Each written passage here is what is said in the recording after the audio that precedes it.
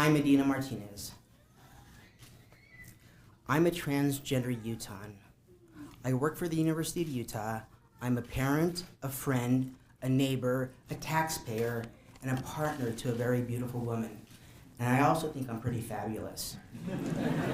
When I was 10 years old, in search of a better employment and promising future for my 3 siblings and I, my parents made the decision to move from rural Colorado town to Utah.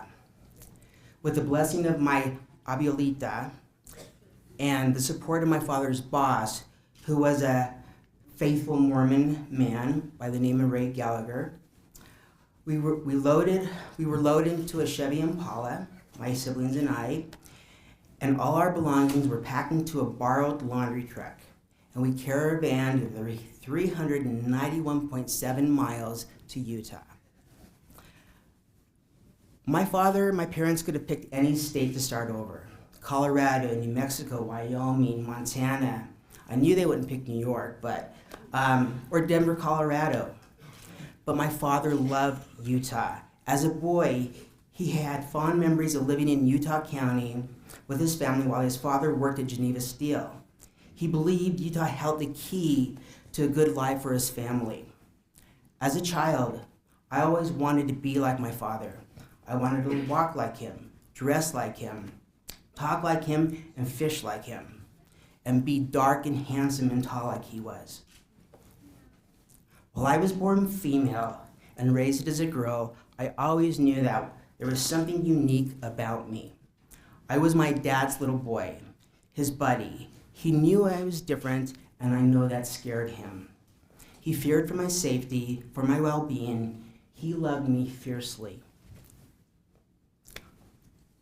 June 25th of 2012, my father passed away at the age of 73 with Parkinson's disease. He lost the capacity to walk, to eat, to talk, and bathe himself. Yet, he never lost the capacity to listen and express love through his eyes. The spring before he died, I informed him that I was changing my birth name to a name that fit my masculine identity. I had been on male hormones for about a couple of months and had a surgical procedure the year before. He knew that day would come.